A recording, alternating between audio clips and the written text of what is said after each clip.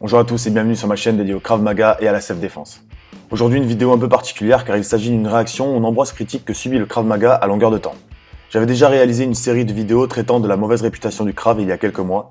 J'en remets une couche aujourd'hui en m'appuyant cette fois-ci sur les commentaires que j'ai pu lire à propos d'une démonstration de Krav Maga au dernier championnat de France. Le sujet n'est ni la pertinence de ces championnats de Krav Maga, ni de savoir s'il est judicieux d'organiser de telles compétitions. J'avoue moi-même ne pas avoir un avis arrêté sur la question. Le sujet porte sur le jugement que les gens font de ces démonstrations de Krav Maga et de la discipline en général. Un vieil adage dit « Quand on juge, il faut être instruit, et quand on critique, il faut être scrupuleusement exact ». Dès lors, si l'on juge une discipline à la simple vue de vidéos de démonstration, on la juge sans la connaître et on manque forcément d'objectivité. Avant toute chose, jetons un coup d'œil sur l'objet du délit. Il s'agit d'une vidéo de démonstration qui a eu lieu au championnat de France 2017, organisé en février dernier par la FFKDA à Paris. On aime ou on n'aime pas, chacun a le droit de penser ce qu'il veut et d'apporter les commentaires, tant que les avis sont pertinents, respectueux et constructifs. Malheureusement, ce n'est pas le cas de tous. Beaucoup témoignent d'une méconnaissance de la discipline, d'un manque d'objectivité ou encore d'une volonté de nuire. Voici donc un petit florilège des commentaires les plus évocateurs auxquels je tiens à apporter des éléments de réponse. Certains sont à la limite de l'insolence, je les ai donc volontairement réécrits pour les rendre plus décents. Je les ai regroupés par idées et au passage, j'ai aussi corrigé les fautes orthographes. Ce n'est pas sérieux, les attaques sont codifiées et prévues à l'avance.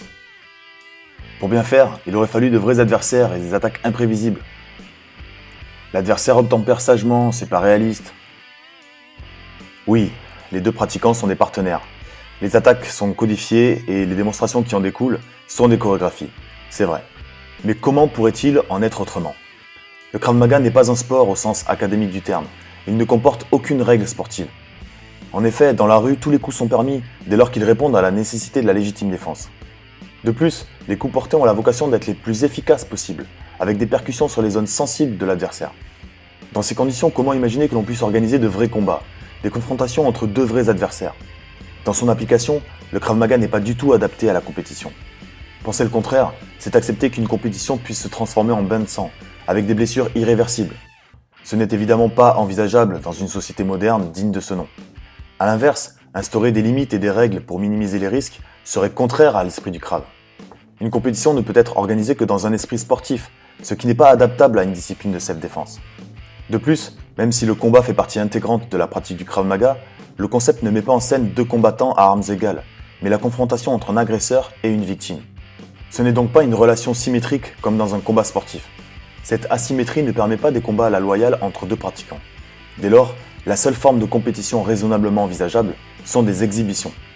Des démonstrations entre des partenaires qui coordonnent leur action sous forme d'une chorégraphie. Mais cette facette du Krav n'est que la partie visible de l'iceberg, celle que l'on médiatise. Tout le reste du travail, la partie la plus dense, la plus importante, mais aussi la plus méconnue, se fait à l'entraînement. Les pratiquants de Krav font l'effort sur un tatami, mais dans la rue ils sont incapables. Qu'ils viennent faire un combat dans une cage de MMA ou sur un ring de Muay Thai, et on verra. Tout est simulé, ils ne connaissent rien à la dureté d'un combat. Comparer le Krav Maga à un sport de combat n'a pas de sens. Une agression de rue n'a rien d'un combat de Muay Thai ou de MMA. Donc lorsque l'on enseigne la self, on ne l'enseigne pas comme un sport de combat ou comme un art martial. Dans la rue, il n'y a pas de règles, pas d'arbitre, pas de ring ou de cage dont la surface est délimitée. On ne se bat pas à la loyale en un contre un, et on ne sait pas à quel moment l'agression va avoir lieu. Dans la rue, on ne sait pas échauffer, ni même préparer psychologiquement au combat. On ne sait pas non plus à l'avance quel est le niveau ou la corpulence de notre opposant. Au-delà de la technique pure, qui se veut simple et efficace, la self-défense donne des clés et inculque des principes de bon sens face aux agressions les plus courantes dans la rue. Elle n'a pas vocation à former des combattants de compétition. La self accorde une part importante de son enseignement à la psychologie, au travail d'anticipation et de prévention, à la détection de signaux ou encore au décryptage du langage corporel. La préparation physique et mentale est également une composante fondamentale de l'entraînement. Que ce soit par le renforcement musculaire pour améliorer la condition physique des pratiquants, par le travail sous stress avec des mises en situation au plus proche de la réalité, ou encore par des phases de combat dur où les pratiquants expérimentent les impacts et apprennent à encaisser et à se protéger des coups.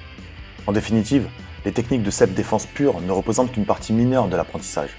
Bien enseigné, le Krav Maga est une discipline qui se suffit à elle-même, car elle aborde tous les aspects du combat et de la réalité d'une agression. Les gestes d'autodéfense d'abord, mais aussi, en cas d'échec, la gestion d'un combat qui s'installe entre l'agresseur et sa victime. Ceux qui font croire à des novices qui vont savoir se défendre contre un couteau sont des charlatans. Beaucoup se la jouent experts, mais ce sont des escrocs qui trompent leurs élèves. Ils nous font croire qu'ils peuvent désarmer n'importe quel agresseur avec un couteau. Lorsque l'on aborde les agressions au couteau, on fait preuve de beaucoup de précautions et de beaucoup d'humilité. On ne dit pas qu'on va apprendre aux élèves à désarmer n'importe qui comme on veut. Surtout pas. Le Krav Maga n'a pas cette prétention. Bien au contraire, on sensibilise les pratiquants sur les dangers réels d'une arme blanche. Le risque de blessure mortelle est immense et on n'est jamais sûr de sortir indemne d'une telle confrontation. On apprend par exemple que dans 80% des cas de blessure au couteau, la victime n'a même pas eu le temps de voir le couteau, tellement l'attaque était rapide, furtive et sournoise. On ne travaille donc que sur les 20% restants où le couteau a été vu avant que l'agression ne survienne. Principalement des menaces donc, et des attaques peu maîtrisées. Dans ces situations, on apprend que la fuite est la meilleure des réactions. Et que si cette dernière est impossible, alors le choix le plus raisonnable est d'obtempérer et de donner tout ce que l'agresseur veut nous prendre. Portefeuille, téléphone ou encore des clés de voiture. On expérimente également la pédagogie par l'échec, avec des mises en situation au couteau qui en démontrent l'extrême dangerosité et la réelle difficulté à s'en défendre. Tous les gestes de défense et les désarmements qu'on enseigne n'interviennent donc qu'en cas d'ultime recours, lorsque notre survie en dépend. L'idée est de tenter un geste plutôt que de se laisser saigner comme un agneau sans rien faire. Il est bien évident que si l'on peut faire autre chose, comme fuir, obtempérer ou encore négocier, on choisira toujours cette autre option. Le but étant de rentrer chez soi sain et sauf. Voilà ce qu'on apprend en Krav Maga. Ceux qui critiquent systématiquement et souvent gratuitement, car ils n'ont vu que de simples vidéos de démonstration, n'ont rien compris à l'esprit de la self. Leur manque d'honnêteté ou de connaissances ne les rend pas objectifs et nuit considérablement à toute la discipline. Voilà les craveurs, à bientôt pour de nouvelles vidéos et en attendant, go training!